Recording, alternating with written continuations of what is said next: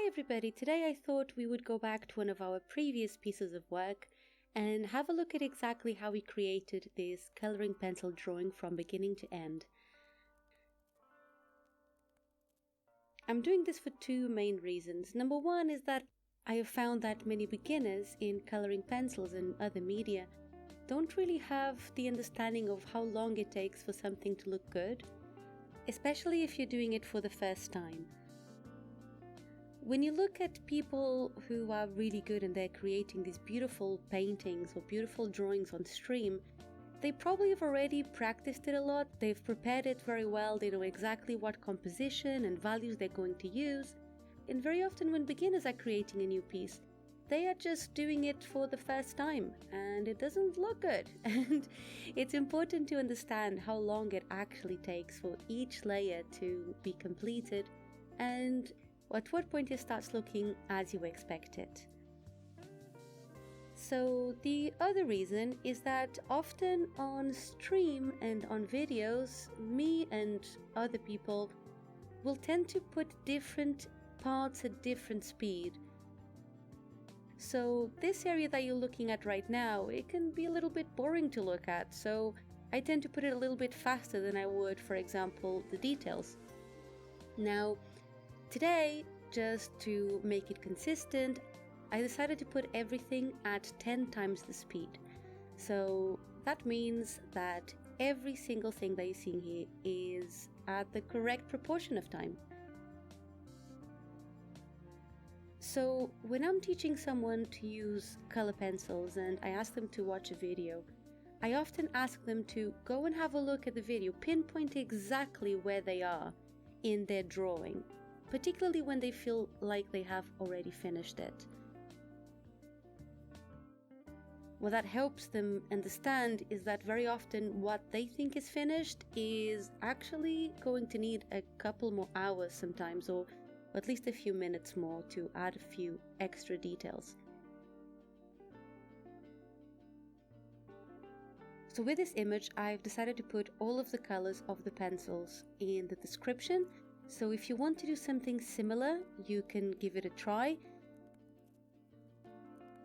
The pencils that I'm using in this particular piece are Caran Supracolor II pencils, and they are watercolor pencils. Although I don't usually use them with water, I just prefer how soft they feel and how the colors blend. A good tip to bear in mind when creating an image like this is to ensure that you've selected your tones carefully before you put them down, and that you blend the colors as much as you need before you start burnishing. It can be a little bit difficult to continue to blend once the burnishing is fully done, so you want to make sure that you add most of your tones in advance.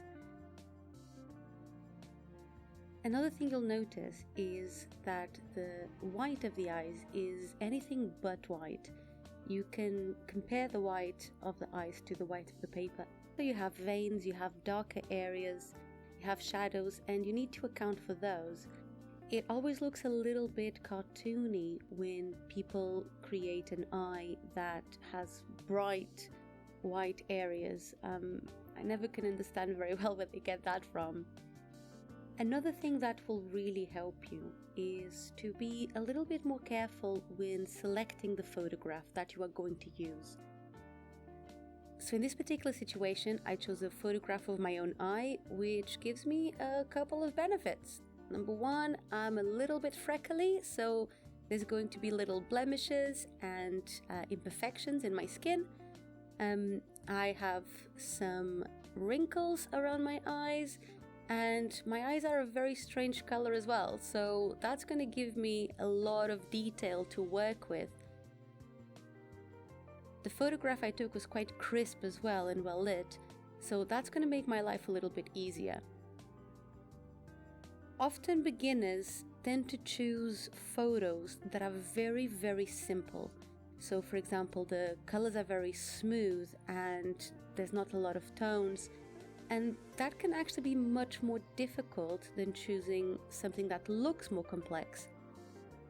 You have to remember that people are not going to see your reference photograph. It's incredibly unlikely that they will. So when you determine in your image that there are some blemishes and different tones, then there's less pressure on you to create a color that is incredibly well blended and smooth, which is obviously much more difficult to do.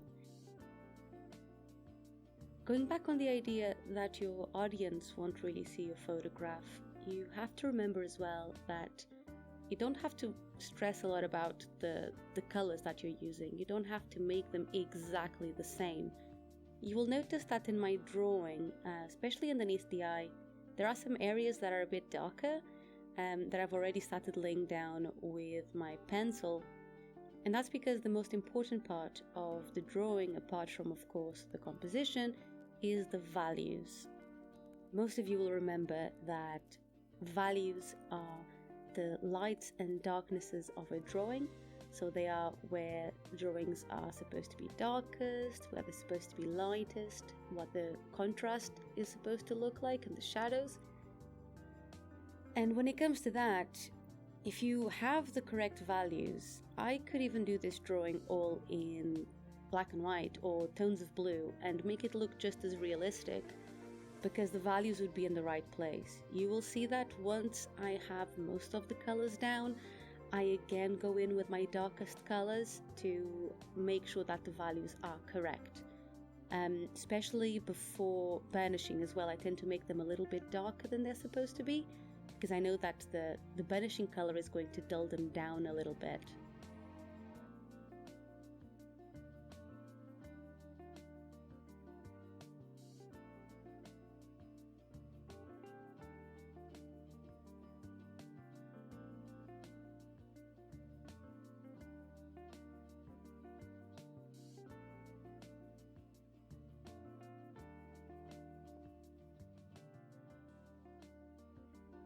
I usually try to map out the values first and check that they are correct in general before moving on to the actual colors.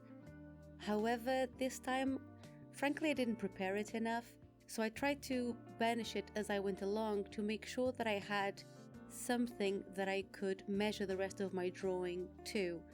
So, knowing that the skin at the top of the eye was the colors and the tones I was looking for, then I could ensure that the rest of my drawing all made sense in relation to that area.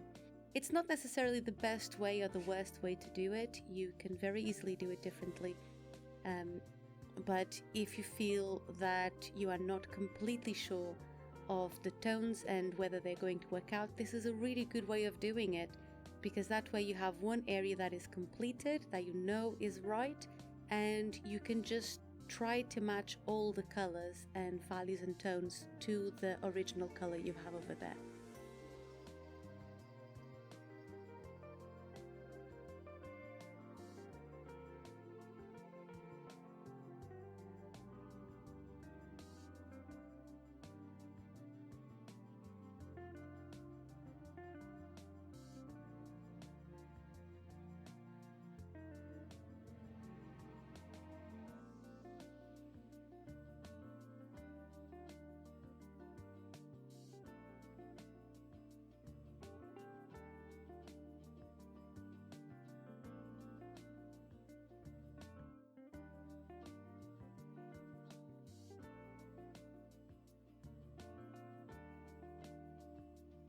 It was so much fun to create this piece for you guys, because I usually work for clients and I need to create illustrations or commissions, and these are things I don't usually have a huge amount of control over. I still do observational drawing, particularly for exercises to record something that I'm looking at that I think is really interesting, or to improve my skills, but not necessarily to create something that looks more completed and that looks great. So it's great to have an excuse to just go back to something that I used to enjoy so much when I was starting out, just drawing an eye.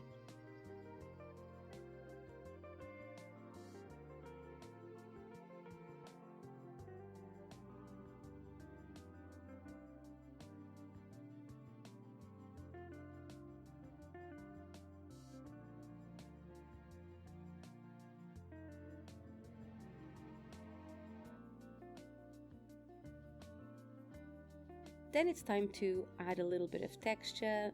This is where you can have a little bit of fun. I really enjoyed this part. I think it starts to really gain shape once you start adding all the different values and the tones. And the shades as well. I mean, doing freckles is one of my favorite things because it doesn't matter what drawing you have, it all of a sudden makes it look more fun. For the eyelashes, I am going to use two colors, a lighter one and a slightly darker one, and what that will do is give it a better sense of three-dimensionality, because our eyes don't see everything with as much crispness. So by having a lighter color, it just makes it look that some of the hairs are fuzzy and some others are a bit darker and more focused.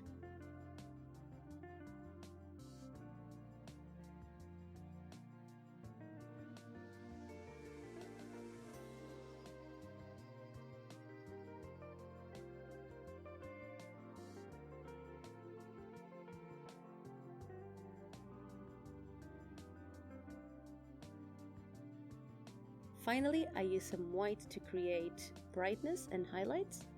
And don't be afraid of making it quite bold if it's a reflective surface, like an eye, for example. Eyes are a bit watery, so you want to make sure that those highlights are quite hard.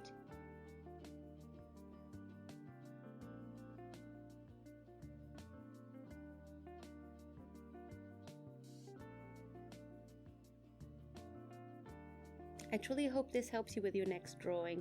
Hopefully you'll be able to see how long it actually takes to make things look good, and how long that annoying part at the beginning, when everything looks a little bit unfinished, actually takes.